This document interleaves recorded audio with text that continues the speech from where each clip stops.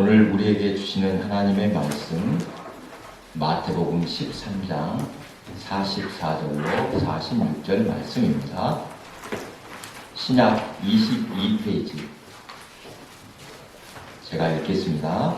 마태복음 13장 44절부터 46절입니다. 천국은 마치 밭에 감추인 보화와 같으니 사람이 이를 발견한 후 숨겨두고 기뻐하며 돌아가서 자기의 소유를 다 팔아 그 밭을 사느니라. 또 천국은 마치 좋은 진주를 구하는 장사와 같으니 극히 값진 진주 하나를 발견하며 가서 자기의 소유를 다 팔아 그 진주를 사느니라. 아멘. 우리 함께 인사 나눕니다. 앞에 계신 사람들 사랑합니다. 보고 싶었습니다. 이렇게 예배 드리는 것도 큰 은혜입니다. 예배 자리에 나오시고 함께 예배 드릴 수 있어서 정말 감사하시기 바랍니다.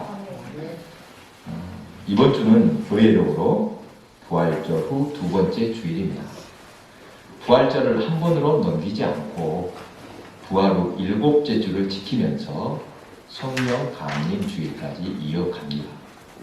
교회의 역사에서 부활과 성령 강림이 얼마나 중요한 사건인지 교회력을 보더라도 잘 나타나 있습니다. 설교도 교회력에 따라 준비하면 더욱 의미가 있을 것 같습니다. 지난주는 저 개인적으로 성경 공부와 또 교회 탐방으로 바쁜 일정을 보냈습니다. 사진을 잘 찍는다고 알려져서 그런지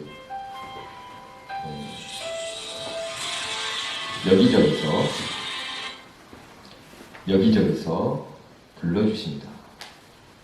노예 역사위원회에서 들어오라고 해서 갔더니 서기를 바뀝니다. 현재 역사위원회에서 설립 100주년이 되는 교회들의 자료를 모으고 있는데 사진사 역할도 중요한 것 같습니다. 교회가 세워지는 과정을 살펴보는데 의외로 외진 곳, 가난한 동네에 100년 된 교회들이 있습니다. 아무리 따져봐도 조건이 맞지 않을 것 같은데 어떻게 이곳에 교회가 세워졌을까 궁금한 곳이 몇 군데 있었습니다.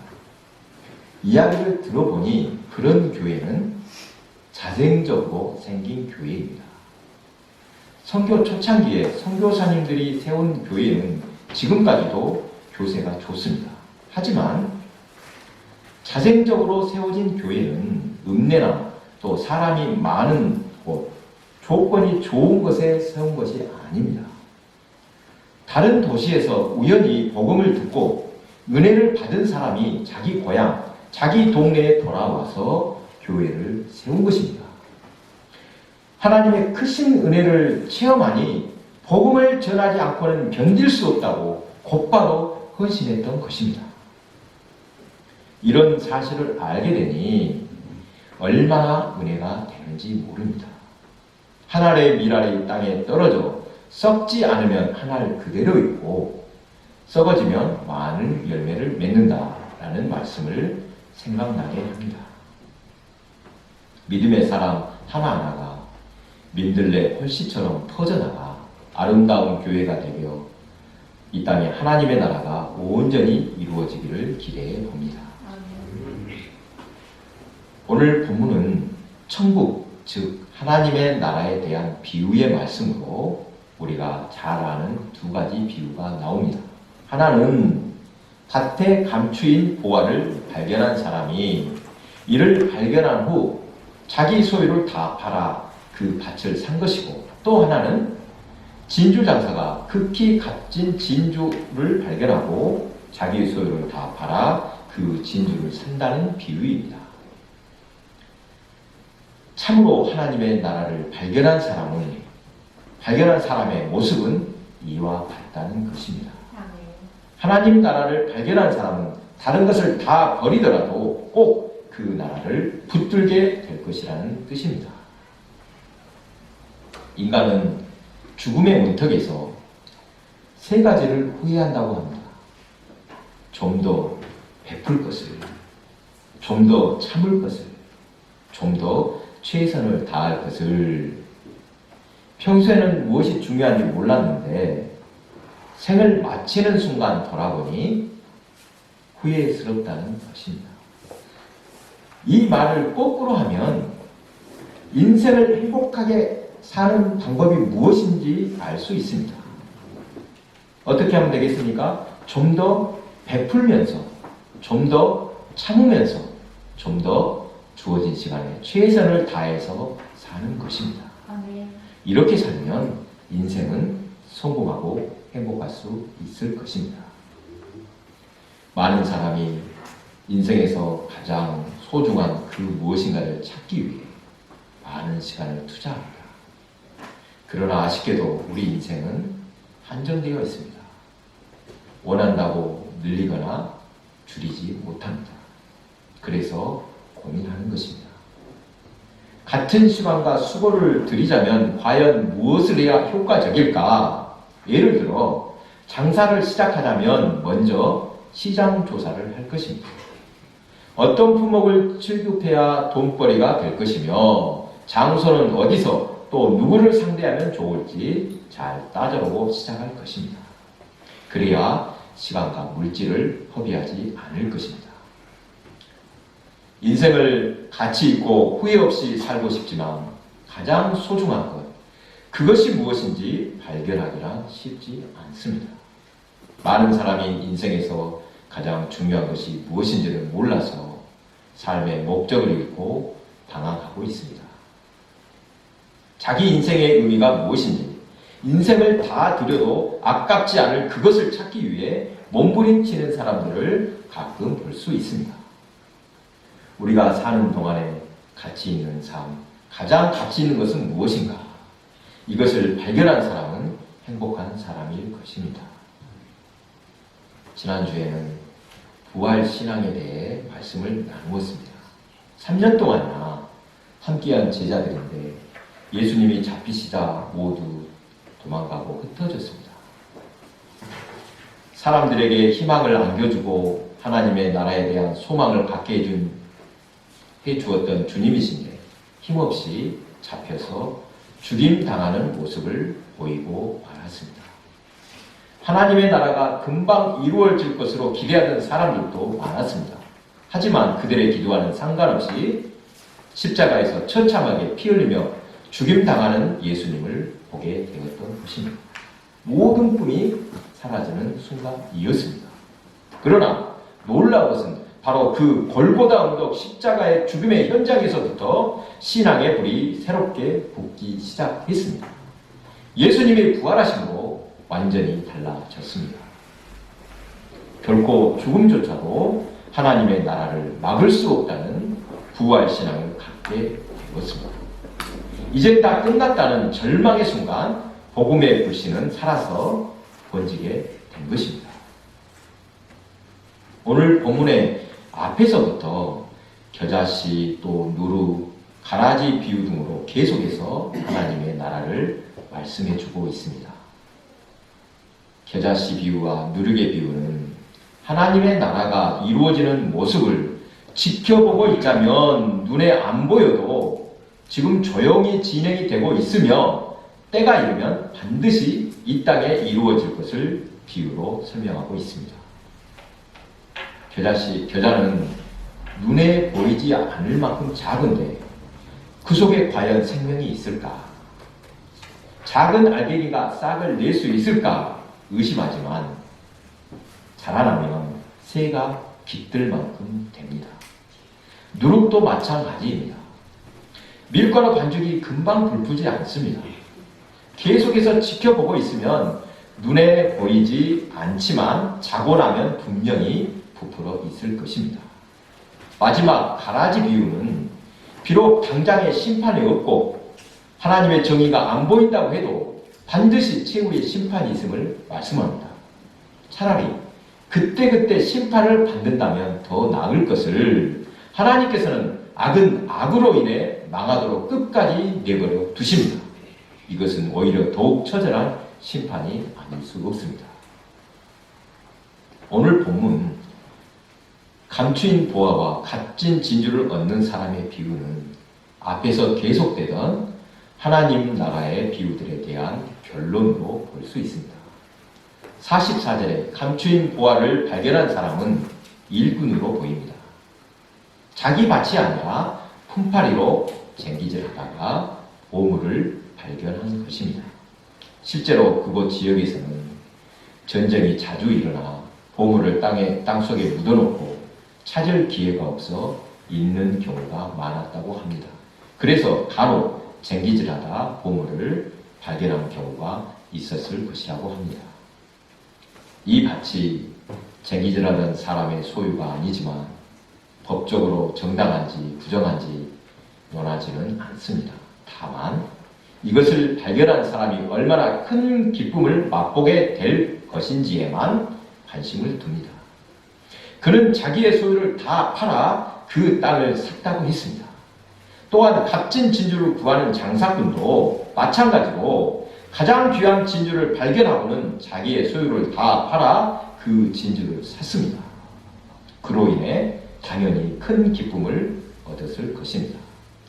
두 가지 비유에서 밭의 보화와 또 진주는 우연히 발견한 것과 애써 찾고자 노력해서 찾은 것의 차이 말고는 둘 다 같은 의미입니다.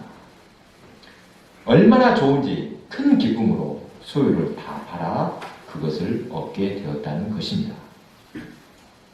오늘 말씀을 통해 우리도 이처럼 모든 것을 다 포기하더라도 오직 그것만 있으면 된다는 감추인 보화와 값진 진주를 발견했는지 돌아보고자 합니다. 보화를 얻고 진주를 얻기 위해 그들은 어떻게 합니까?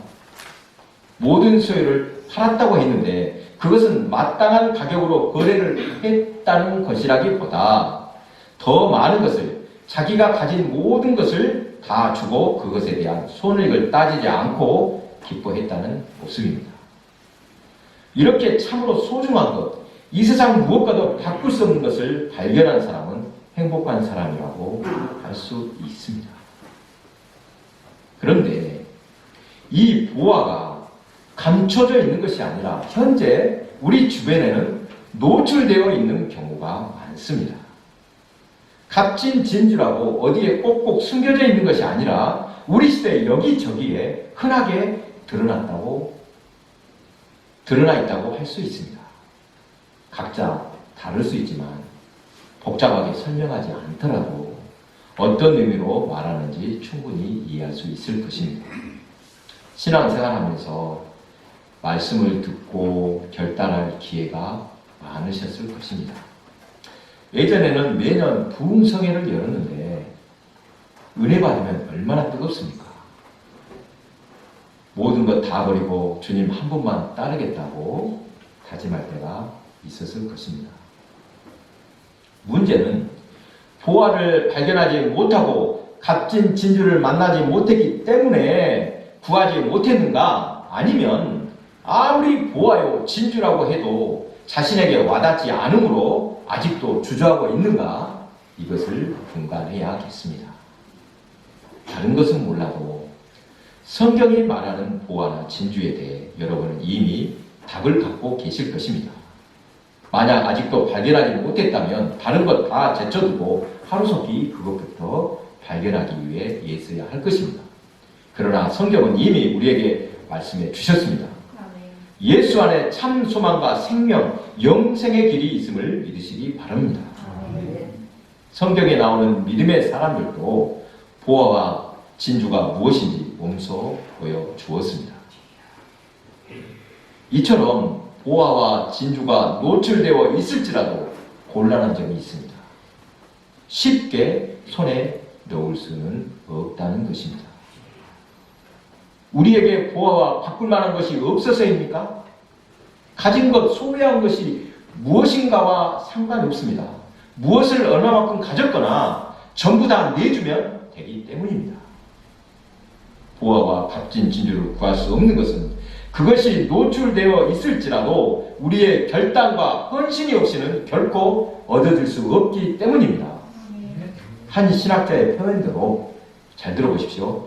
눈에는 보이지만 불덩이 속에 있는 보화이기 때문입니다. 그것을 주워내다가 손을 대도 상관없다는 굳은 각오와 결단이 필요합니다. 눈에 보이지만 불덩이 속에 있는 보화, 그 보화를 얻기 위해 끝내 목숨까지도 바꿀 각오라면 그 어떤 것인들 얻지 못할까 생각해 봅니다. 지난 수요일 이 새벽 예배를 마치고 2층 목양실에서 말씀을 준비하다가 우연히 울지마 톤즈라는 영화를 보게 되었습니다. 보통 새벽에 영화를 보는 경우는 드물 텐데 어떤 분이 꼭 보라고 보냈던 것이 생각나서 열어보게 되었습니다. 혹시 보셨습니까? 보신 분 있습니까? 울지마 톤즈. 고 이태석 신부님의 이야기입니다. 이 신부님의 어머니는 홀로 10남매를 키우셨다고 합니다. 어려운 형편에 9째를 의대에 보냈으니 얼마나 보람이 됐겠습니까? 그러나 기쁨도 잠시 아들이 신부가 되겠다고 합니다. 독실한 가톨릭 집안이지만 자기 아들이 어렵게 의사가 된 아들이 신부가 되겠다고 하니 어머니 마음이 어땠을지 짐작됩니다. 자식 이길 부모는 없다고 끝내 신학교를 졸업하고 의료선구사로 나가게 되었습니다. 그런데 여기서 어머니는 한 번 더 놀라게 됩니다. 선교 나갈 곳이 아프리카입니다. 그 아프리카에서도 가장 가난한 나라 수단이라고 합니다. 전쟁이 끊이지 않는 위험한 지역이기도 합니다. 한국에도 아픈 사람, 가난한 사람이 많은데 왜 아프리카로 갔느냐? 이 질문에 이렇게 대답했습니다. 나도 잘 모르겠습니다. 다만 내 삶에 영향을 준 아름다운 향기가 있습니다. 가장 보잘것없는 이에게 해준 것이 곧 내게 해준 것이라는 예수님의 말씀. 모든 것을 포기하고 아프리카에서 평생을 바친 슈바이처 박사. 어릴 때 집 근처 고아원에서 본 수녀님과 신부님의 헌신. 마지막으로 10남매를 위해 희생하신 어머니의 고귀한 삶. 이것이 내 마음을 움직인 아름다운 향기입니다. 이태석 신부님은 수단에서 10년 동안 매일 200에서 300명의 환자를 돌보았습니다. 또 그곳에 학교를 세우고 아이들에게 음악을 가르쳐 음악 밴드를 조직해 수단 전국에서도 유명한 밴드로 만들었습니다. 그런데 안타깝게도 국내에 들어와 건강검진을 하니 대장암이 온몸에 전이가 된 상태였습니다. 너무도 아까운 48살 하늘의 부르심을 받게 됩니다. 울면서 영화를 끝까지 보았는데 참으로 아름다운 인생입니다. 보화를 발견하자, 값진 진주를 발견하자, 모든 소유를 팔아 그것을 산 행복한 사람입니다. 아무나 할 수 있는 일이 아니기에 더욱 아름답게 빛날 것입니다. 다니엘 12장 3절입니다.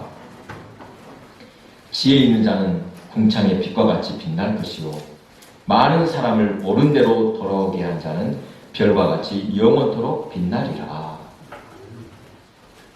실제 있었던 일이라고 합니다. 진짜인가 모르겠습니다만 어느 목사님이 오늘 본문으로 설교를 하려고 단에 올라가서는 이렇게 말했습니다. 저는 아직 보화와 값진 진주를 발견하지도 얻지도 못해 양심상 도저히 설교할 수 없을 것 같습니다. 누구라도 그것을 발견하고 얻은 분께서 대신 설교해 주시길 부탁드립니다. 라고 말하며 단에서 내려왔다고 합니다. 저도 꼭 그런 심정입니다. 자신은 하지도 못할 것을 말은 쉬워도 행하기는 어려운 일을 여러분께 말하고 있는 것 같아 염치 없을 따름입니다. 요즘에 계속해서 우리 교회를 방문하는 분들이 많습니다. 들러서 차 한 잔 할 만한 편안하고 아늑한 곳이라고 여겨지는가 봅니다. 혹시라도 교우들에게 해가 되지 않을까 그것도 신경을 씁니다만 믿음의 동역자와 교제하는 것 여러모로 유익합니다. 서로에게서 배우고 서로 감동을 나누기도 합니다. 다양한 생각과 경험들 속에서 많은 것을 배우고 있습니다. 여러분, 목사님들이 모이면 무슨 이야기를 주로 하겠습니까? 어떻게 하면 목회를 잘할까? 그 이야기입니다.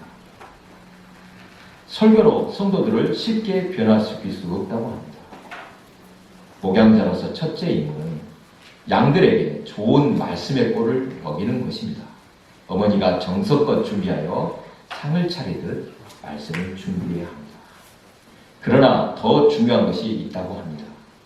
진정으로 사랑하고 삶에서 본으로 보이는 것입니다. 말보다 행동이 중요합니다.